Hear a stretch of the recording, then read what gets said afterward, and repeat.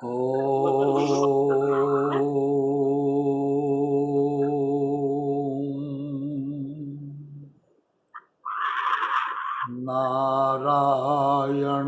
नमस्कृत्य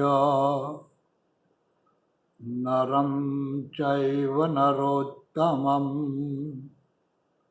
देवीं सरस्वतीं व्यासं ततो जयमुदीरये।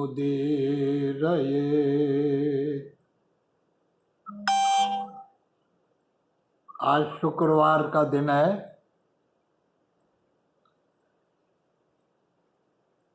और जैसा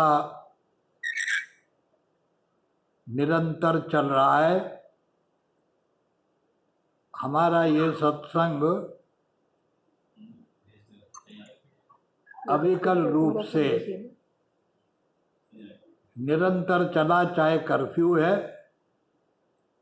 लॉकडाउन हो, चाहे कुछ भी हो।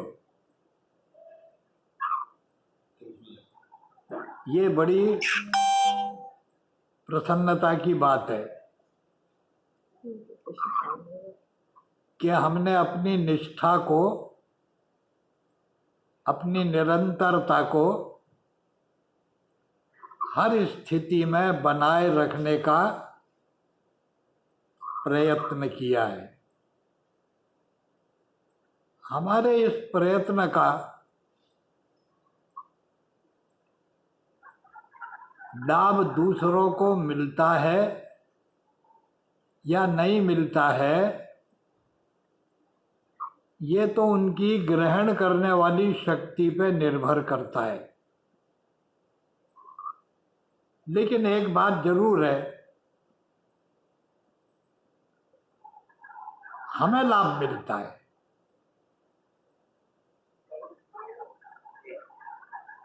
लाभ इस बात पर उठता है, लाभ इस बात का मिलता है कि जिस संदर्भ में हम बोलने का प्रयत्न करते हैं उसके विचार सूत्र निरंतर दिल और दिमाग में छाए रहते हैं और ऐसा लगता है कि हर शुक्रवार हमारे जीवन का एक पन्ना है। ऐसा पन्ना जिसको कोई और नहीं पढ़ता है, हम खुद पढ़ते हैं। इसीलिए आध्यात्म के क्षेत्र में कहा गया है कि सबसे पहले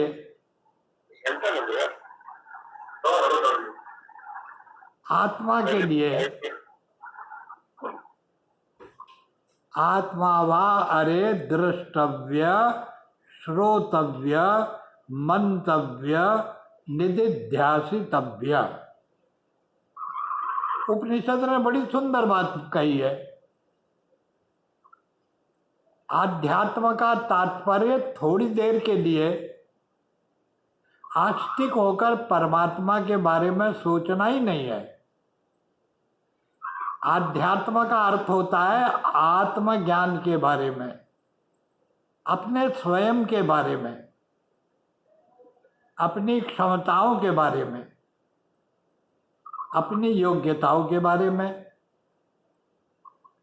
हम क्या कर सकते हैं इसके बारे में, जो हम कर सकते हैं वो हम कर रहे हैं कि नहीं इसके बारे में। इसी को स्वाध्याय कहा गया है।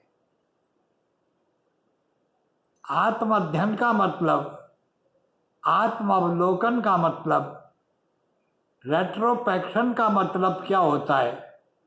यही होता है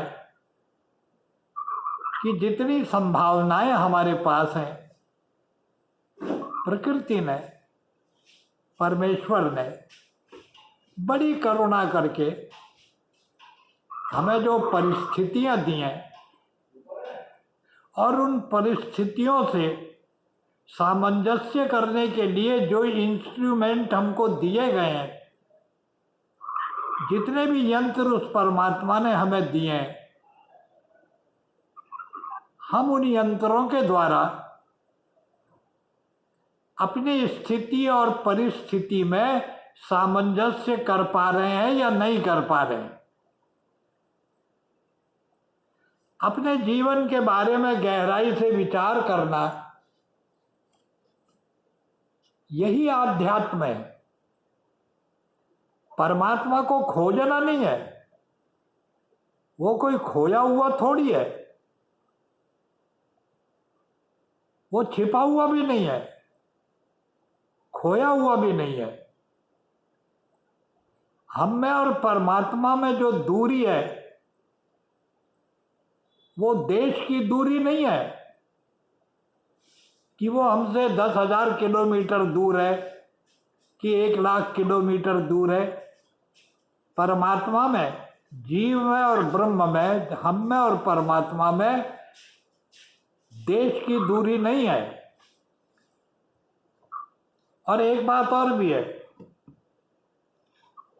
उसमें और हम में काल की दूरी भी नहीं है। जैसे मेरे बाल पहले बिल्कुल काले थे, इनकी सफेदी थी तो बालों में ही, लेकिन वो बहुत दूर थी, समय की दूरी पर थी। लिहाजा 50, 60, 70 साल तक बाल काले ही रहे। और जैसे जैसे समय बदलता गया, इनका रंग बदलता गया। ऐसे परमात्मा में और हम में काल की दूरी नहीं है। हम में और उसमें जो दूरी है वो कौन सी दूरी है? अगर उस दूरी के बारे में हम जान लें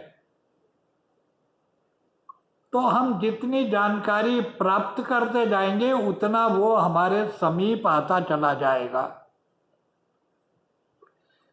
तो मैं निवेदन कर रहा था, हमारे और परमात्मा में जो दूरी है वो ज्ञान की दूरी है।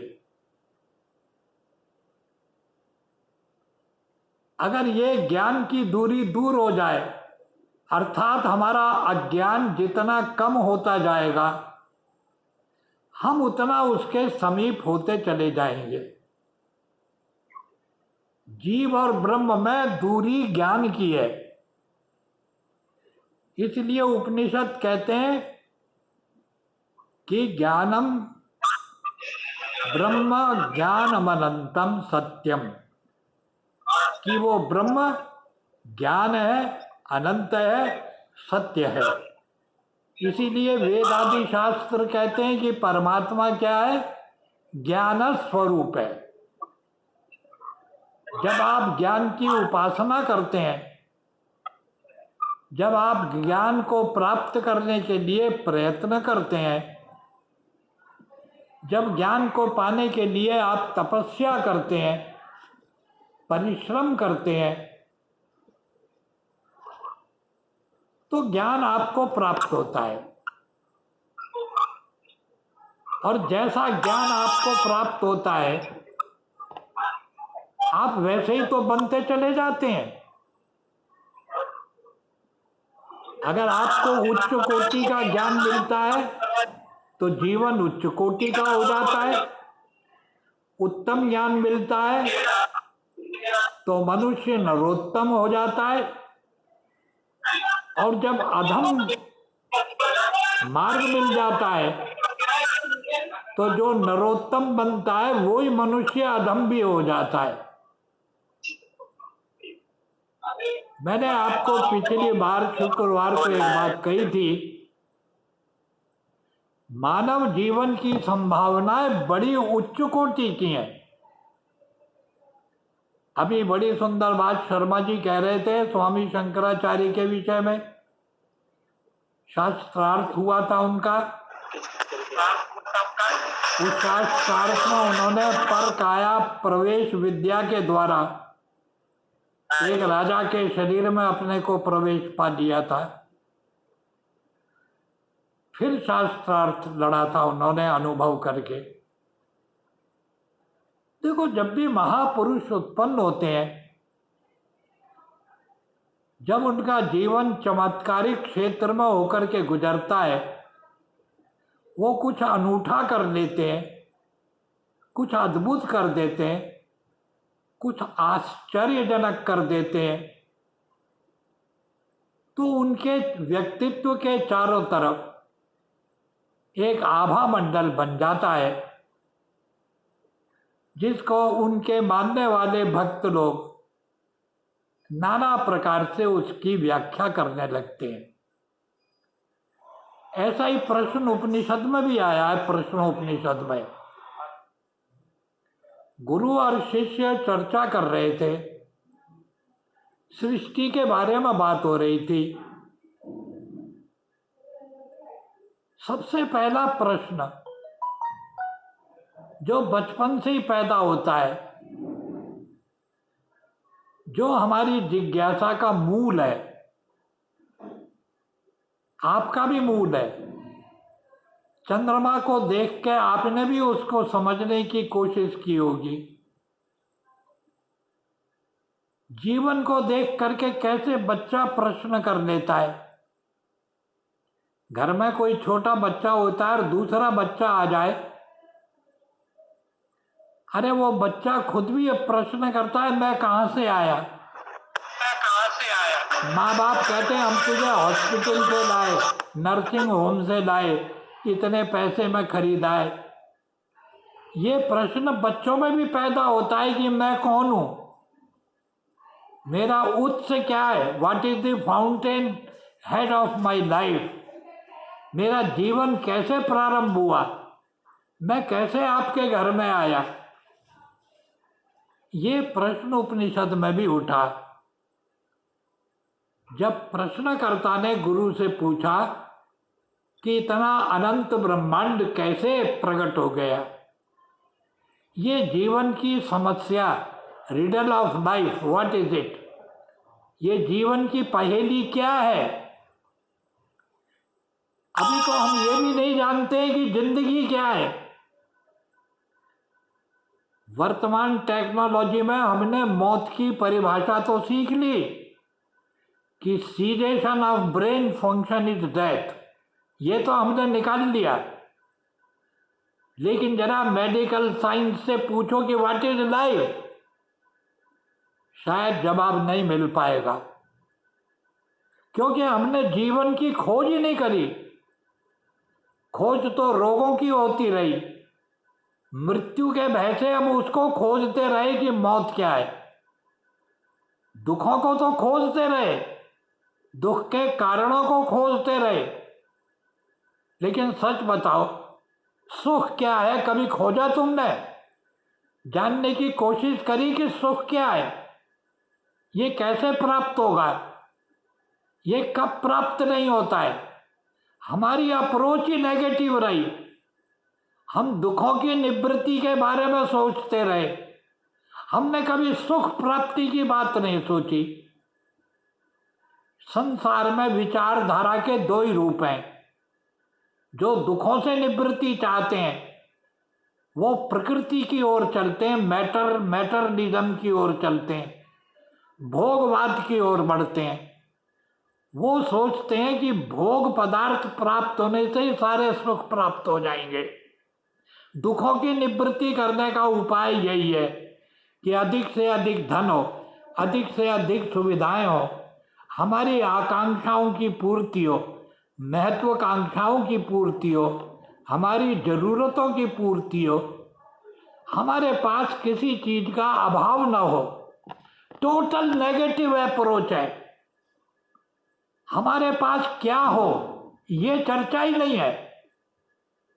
इसलिए आध्यात्म कहता है कि तुम दुख की निवृत्ति के बारे में सोचोगे तो भटक जाओगे।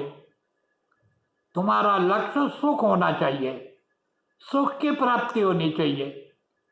मुझे गर्व है ये बात कहते कि हमारे देश के वैदिक दर्शन में जीवन का लक्ष्य सुख को की तलाश नहीं है, न दुख की निवृत्ति है। दुख से आत्यंतिक निवृत्ति परम पुरुषार्थ। भाई दुख की कभी भी आवृत्ति ना हो, दुख पैदा ही ना हो, ये प्रयत्न किया जाए। और इस लक्ष्य का नाम रखा गया मोक्ष, कि हम मुक्त हो जाएं, क्योंकि बंधन से बड़ा दुख संसार में कोई नहीं है। बंधनम ही दुख केवलम, केवल बंधन दुख है, और स्वतंत्र हो जाना ही परम सुख है। पदार्थों से न सुख होगा, न पदार्थों के अभाव से दुख होगा। सुख और दुख इससे नहीं बनते हैं, सुख और दुख बंधन से बनते हैं।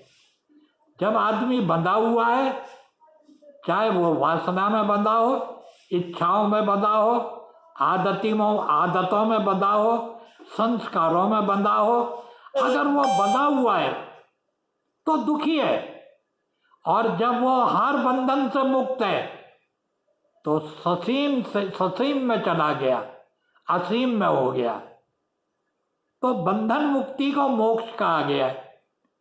वैदिक दर्शन का लक्ष्य परमात्मा की प्राप्ति नहीं है। कहीं नहीं कहा गया धर्म के लक्षण करते समय, मनु ने कहीं नहीं कहा कि परमात्मा को पाना आदमी का लक्ष्य है।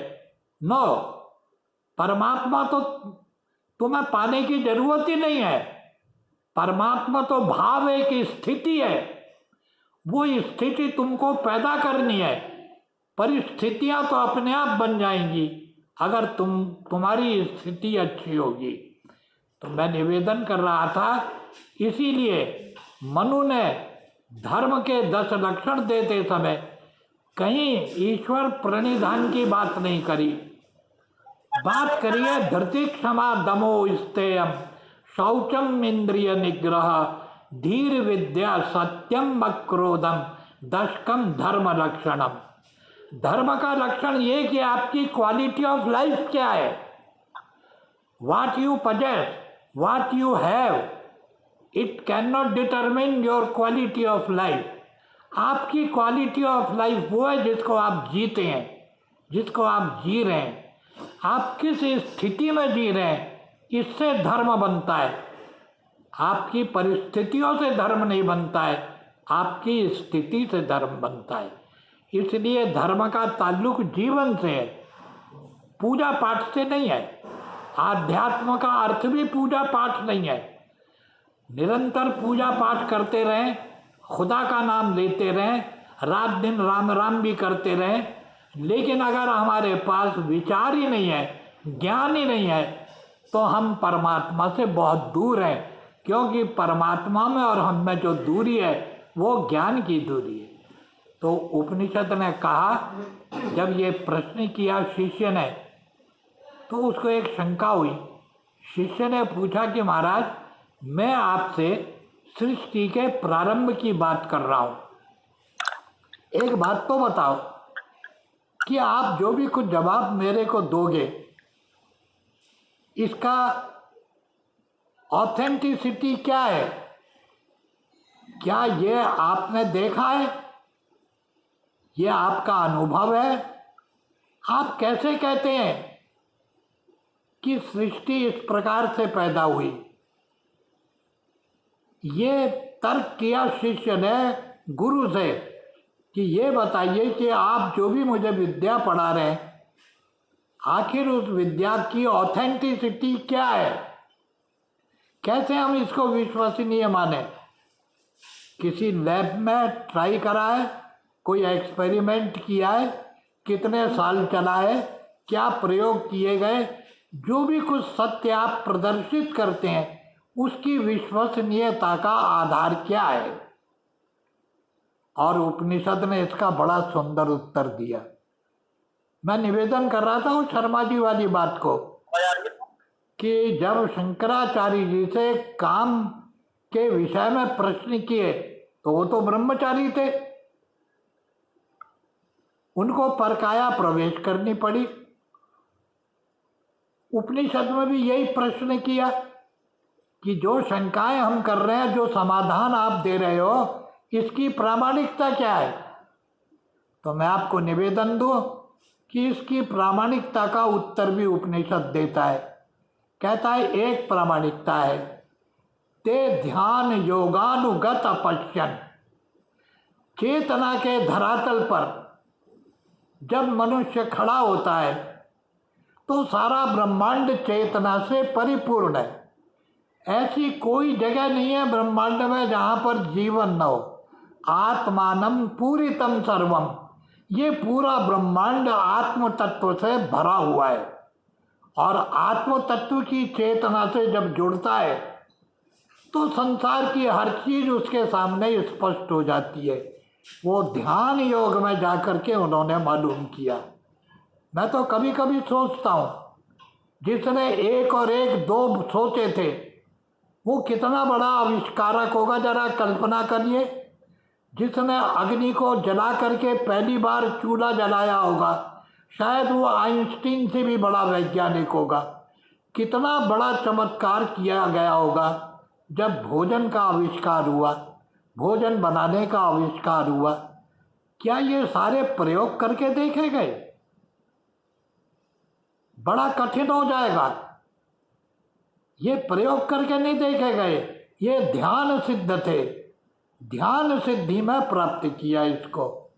और आज भी जो भी चमत्कार होते हैं, आविष्कार होते हैं, वो इंट्यूशन की एक अवस्था में होते हैं।